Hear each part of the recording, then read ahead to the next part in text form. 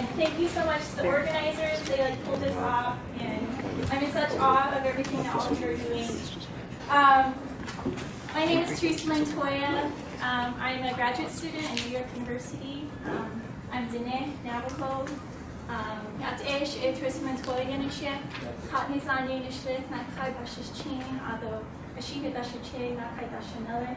I've just introduced my 4 clans. I'm Navajo on my mother's side, or matrilineal, so it identifies myself as a Navajo woman, and I'm Mexican German on my father's side. So to start, I'm an anthropologist in training, I should say.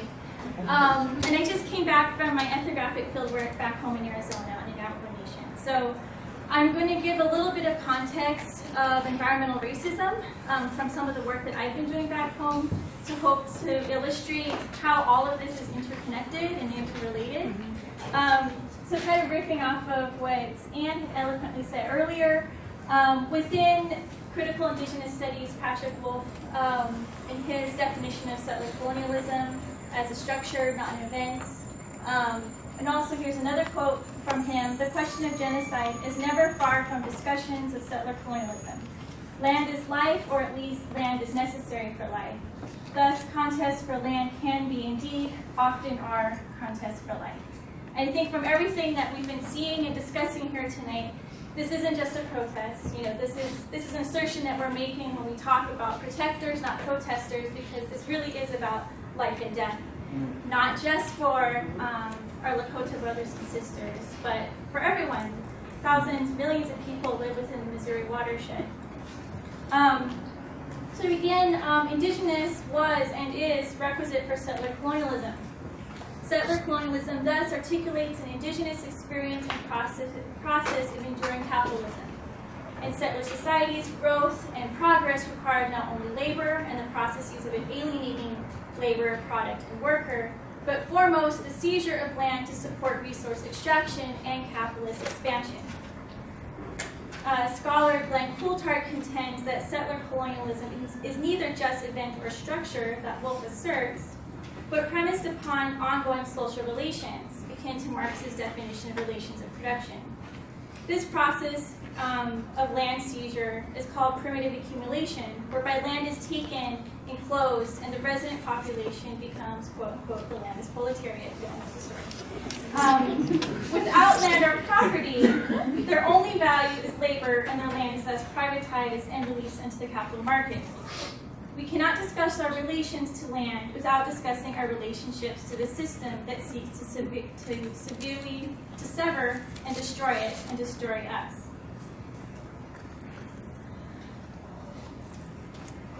So establishing that settler colonialism is necessarily linked with capitalist accumulation begs the question of social and economic disparity, environmental racism. As David Pello describes, quote, "The production of social inequalities by race, class, gender, and nation is not an aberration or the result of market failures. Rather, it is the evidence of the normal routine functioning of capitalist economies. Modern market economies are supposed to produce social inequalities and environmental inequalities. This is exactly what is happening and standing on. The quest for profit and capital creates inequality by its very functioning. The environment, broadly construed, is but one of many actors or relations that becomes implicated in this system. Repeated failures to adequately protect our land and water thus are normalized because such stewardship is only possible when it happens to align with activities that benefit the capitalist system, which is never." My argument here, along with Laura Pulido, she's one of the authors that's in the syllabus, is that environmental racism is constituent of what she calls racial capitalism. So I'm trying to make the direct connection here between capitalism and environmental racism and settler colonialism. However, environmental justice literature does not necessarily imply capital critique. Pulido argues that environmental justice movement that arose since the 1980s does not adequately address the disproportional disparities suffered by communities of color, a situation she calls the environmental racism gap. So since the 1970s, there's been a number of environmental regulations and laws that were established to protect the environment. So I'll just name a few. We've got the National Environmental Policy Act, NEPA, of 1969, the Clean Water Act of 1972, the Safe Drinking Water Act of 1974. Also during this time, the EPA was established in 1970.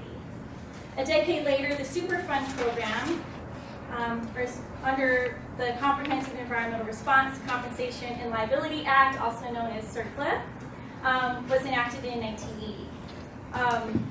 So while these laws are imagined to equally protect and care for the environment, and by extension, citizens living within their environments, as we have by now established, private capital industry and the legacy of settler colonial genocide on which this country was established enable differential and disproportional enactments of these laws. In other words, the regulatory structures that these laws created are seldom enacted in ways that benefit everyone. Communities of color and indigenous territories, for both racial and jurisdictional reasons, are conveniently overlooked at best or purposely targeted for oversight at worst. Either way, our territories and waters have continually suffered many of the worst environmental catastrophes, often seldom reported or cleaned up. So in this next section, I'm just going to give 3 examples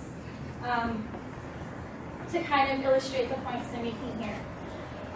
So back home in New Mexico, the Church Rock spill of 1979 is actually the worst nuclear disaster in the United States. How many of you heard of it? Okay, maybe a quarter of you.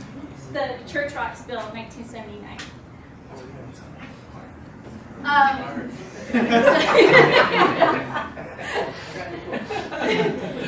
So 1979 was also the year of the 3 Mile Island disaster. How many of you heard of that?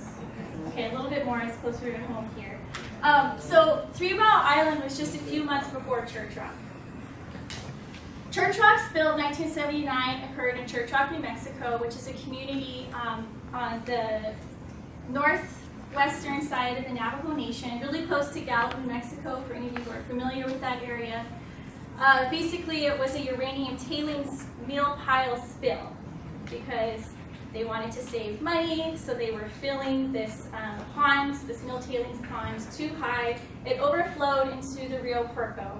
The Puerco runs through Gallup and eventually heads all the way towards Holbrook through the Puerco Valley. The Puerco Valley is where my family is from and where I did my research. Arizona is not considered part of, or the Arizona side of the Navajo Nation isn't identified as like being downstream people who are affected by the Church Rock spill. Although the Church Rock has now been designated as a Superfund site and the EPA is addressing the communities that are directly around the site, there's many other communities who don't fall within this designation. And also, I think the current regulation fails to account for the actual substance of water and how it moves. You know, we have all of these underground networks of streams, aquifers, but all of our regulations are really bound by these geopolitical boundaries. So this is an example of that. So the communities that I was working in this past year were dealing with uranium contamination from the Church Rock spill, even though they're in Arizona, even though they are 70 miles downstream from Church Rock, even though they aren't considered the usual suspects of people who are affected by uranium, which would happen to be miners and their families. On the Navajo Nation, as I stated here, there are over 500 abandoned uranium mines. So this book, Wastelanding, kind of gives a history of uranium extraction on the Navajo Nation. And she makes this argument, where is it?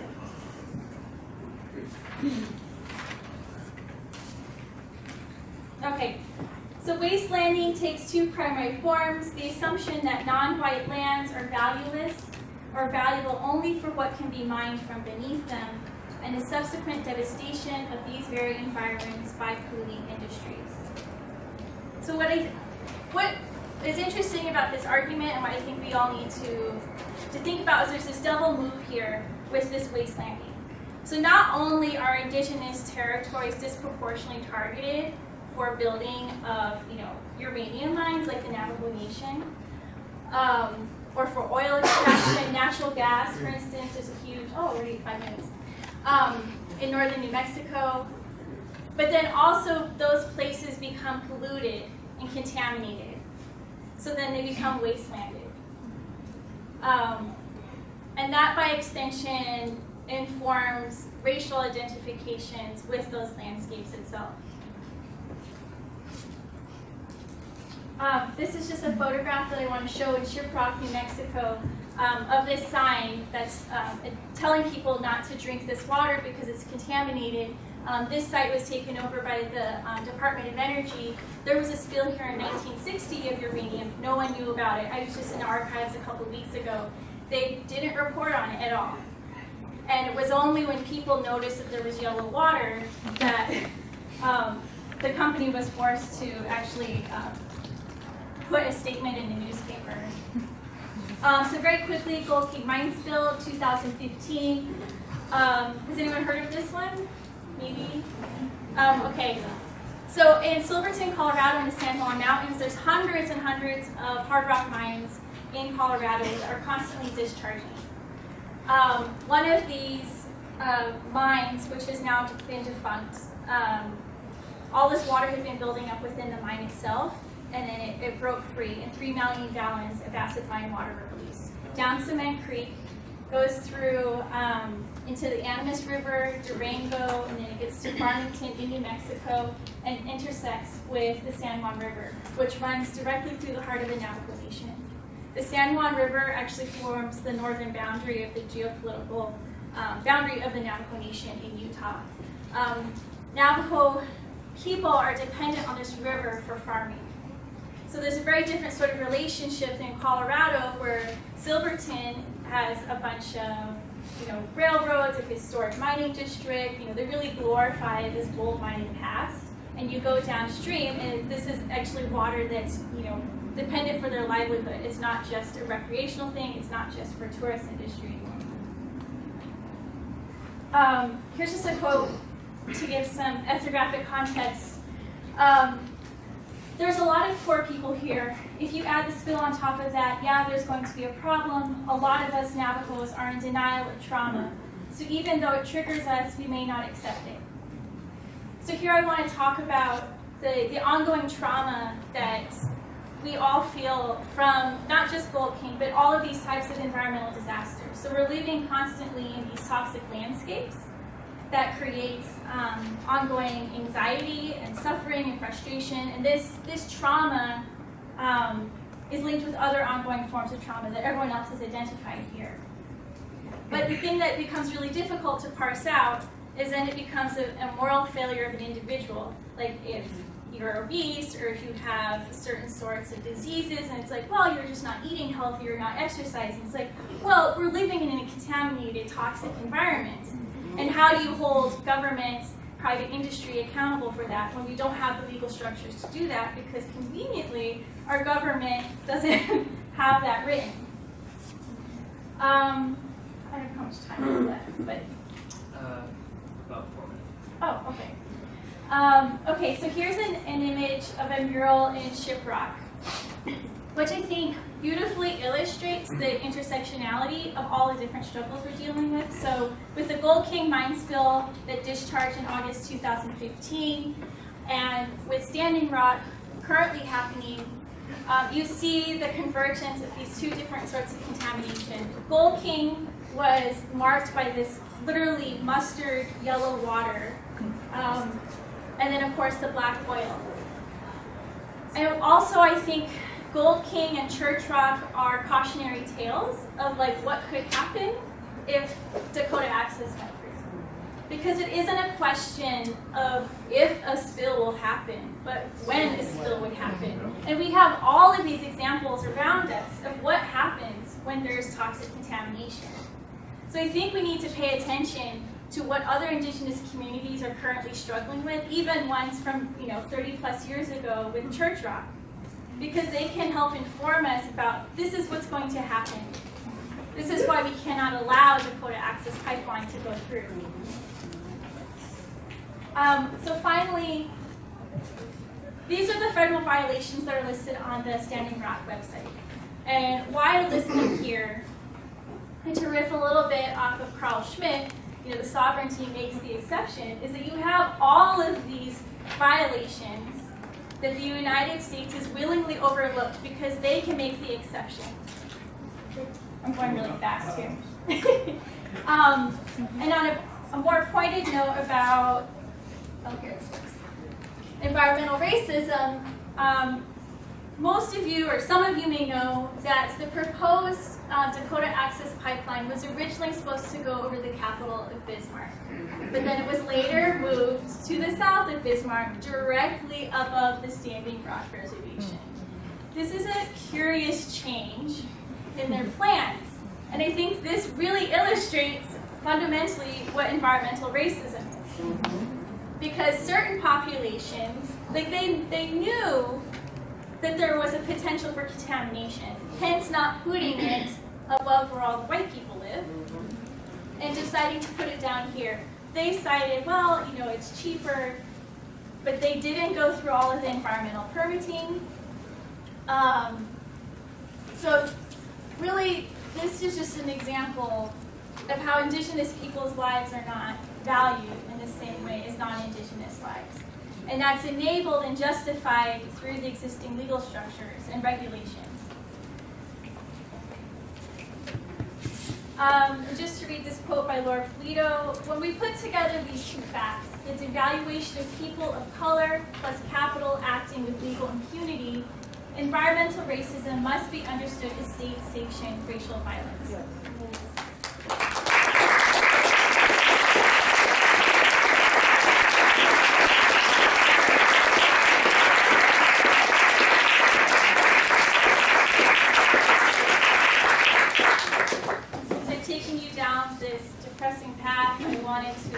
Leave some of these photos from actually a prior action that we had last month. Well, what was, yes. It's been a long time. Which I think is really beautiful. So much, art has come out of this movement, and to really show and demand that we want to protect our water, that we will not drink oil. And this phrase here, in Navajo means water is life. So within Navajo EJ circles, with all of our struggles that we're facing back home in the Navajo Nation, this is something you see artfully decorated on walls like that, the mural I showed you, also with signs and t-shirts. So water is life, I think, has many different permutations, and we see it down here. But also, I think it's really beautiful when we see it written in our indigenous languages. And to close, this is a quote from Sioux Chief David Archambault. Am I saying that correctly? Yeah. Archambault, thank you. Whether it's gold from the Black Hills, or hydropower from the Missouri River, or oil pipelines that threaten our ancestral inheritance, the tribe have always paid the price for America's prosperity. And that's what we're fighting here. So, thank you.